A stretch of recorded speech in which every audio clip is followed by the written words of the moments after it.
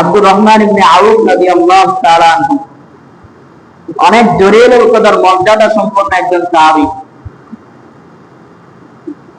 আল্লাহ রাসূল সাল্লাল্লাহু আলাইহি ওয়াসাল্লাম 10 জন সাহাবীর ব্যাপারে দুনিয়াতে জান্নাতের সুসংবাদ দিলেন। তাদের মধ্যে একজন আব্দুর রহমান ইবনে আউফ রাদিয়াল্লাহু তাআলা। মক্কা থেকে যখন হিজরত করে মদিনায় আসলেন, উনি নিঃস্ব। তাহলে উনি ব্যবসা শুরু করলেন। বিশাল দীর্ঘ ঘটনা, সংক্ষেপে বলি। ব্যবসা শুরু করলেন। ব্যবসা শুরু করে অল্প কিছুদিনের মাথায় তিনি বিবাহ করলেন। তাহলে আরবের নিয়ম ছিল, যখন কেউ বিবাহ করত তখন তারা শরীরের মধ্যে এক প্রকার সুগন্ধি ব্যবহার করত, যে সুগন্ধি ব্যবহার করার কারণে কাপড়ে হলুদ দাগ পড়ে যেত।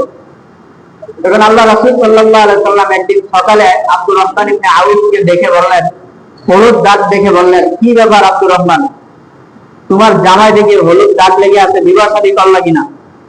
তখন আব্দুর রহমান ইবনে আউফ রাদিয়াল্লাহু তাআলা বললেন, হে আল্লাহর রাসূল, আমি বিবাহ করেছি। তাহলে থাকতেন একই এলাকায়, হয়তো 5-6 মিনিট, সর্বোচ্চ 10 মিনিটের রাস্তা হবে সাহাবীর বাসস্থান যেখানে থাকতেন আর আল্লাহ রাসূল যেখানে থাকতেন।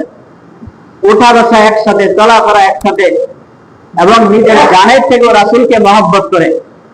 এই রাসূল পর্যন্ত জানে না যে সাহাবীর বিবাহ হয়েছে, জিজ্ঞাসা করে তারপরে জানা লাগে।